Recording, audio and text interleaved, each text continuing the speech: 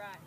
It seems like a silly question, but many people don't know how to run properly. And today, not only will I teach you how to run properly, but I will teach you how to complete relay handoffs.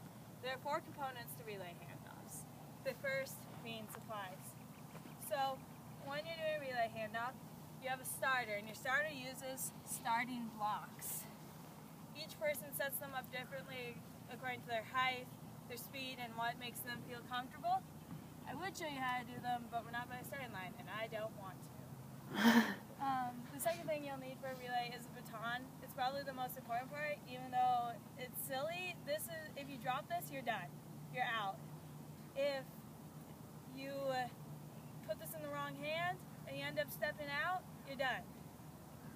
So taking care of the baton is probably the most important part, and it is one of the most important pieces to a relay.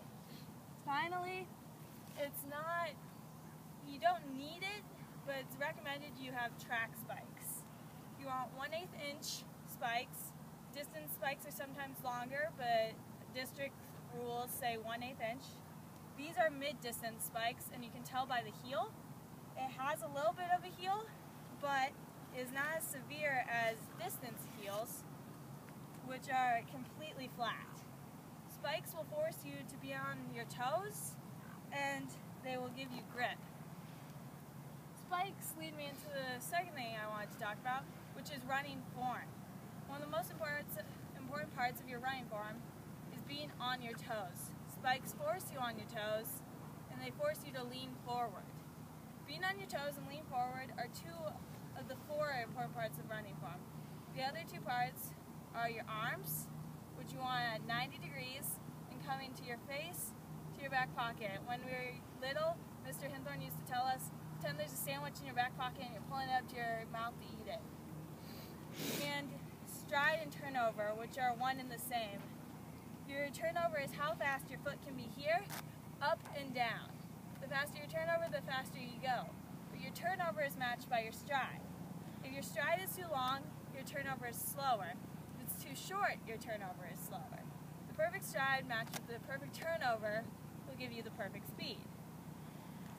It takes a long time to get a good turnover, as I've found out, but the more you work on it, the better you'll be. Finally, what leads us into relay handoffs is the markings on the track. Now, you understand lanes, I hope, but these triangles are important. Here you can see a little bit, we have red triangles and we have gold triangles. The gold triangles signify 4x1 or sprint melee ones. So a 4x1 is someone sprinting 100 and they're handing off to someone else who's sprinting 100. So you would use the gold. The reds are for 200 to 200. So if someone's running 200, they're going to use the red exchange zone to hand off to someone else who's running at 200. Today we're going to be using the gold. So the small triangle is the acceleration triangle. From this triangle to the larger gold triangle is your acceleration zone. And when you're in here, you're basically getting up to speed with the person who's coming in. You're going to pace yourself and kind of be in sync with them. As soon as you enter that big triangle, that's your exchange zone. It ends a little bit further down, but in the exchange zone, that is the only place on the whole track where the baton can be passed from one person to another person. If you're out of the exchange zone, you're disqualified, and if the baton drops in the exchange zone, depending on where it drops, you can be disqualified. So, when you're getting ready to do handoffs, you do a 7-step. Now we're assuming that Angelina's going to start with it in her left hand, which means I'm going to receive it in my right hand, because you never want the baton to leave the middle of the lane. Because if you drop it and it's in the middle of the lane, it's more likely to stay in your lane and you're less likely to get disqualified. So I'm going to pace myself on this side of the lane. The average amount of steps you take when you're pacing is 7. If that person is faster than you, you're going to extend it to 8 or even 9. If that person is slower than you, you're going to shorten it to 6 or 5. So when you're doing your steps, it's going to be 7 leisurely, kind of normal steps. So I'm going to take 1, 2, 3, 4, 5, 6, 7. Then I like to tilt this foot out so I'm already kind of in the running form. And I like to have this foot as my push-off.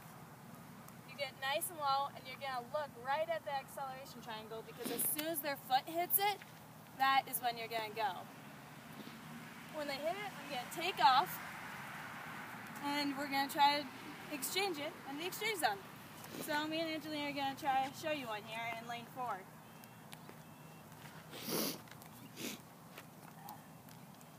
So again, I'm going to do 7 steps. 1, 2, 3, 4, 5, 6, 7. Nice and low. And Angelina's going to try to come in on full speed. Ready? Sure.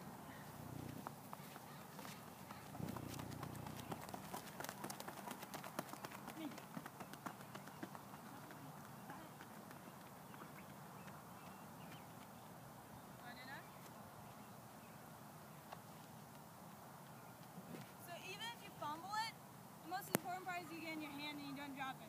So at the end, she couldn't get in my hand, but I was able to grab it.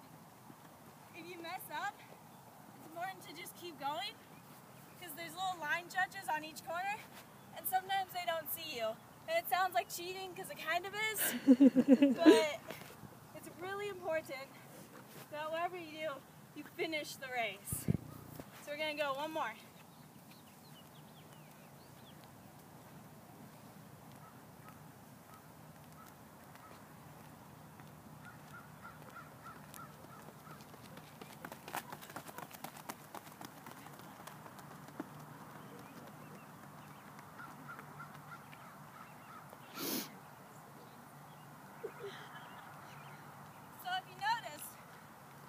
When she was running, when she got close enough, she would say T. T tells me I need to put my hand back so she can get it in there. When she yells T, it's important for it to be a flat shelf and that you don't move your arm. It is very hard. So, I'm very out of breath, so forgive me. So, now you know how to run, you know how to do relay handoffs. You may never compete in a race, you may never get a gold medal, but at least now when you're watching those races, you know what's gone into it. Thank you.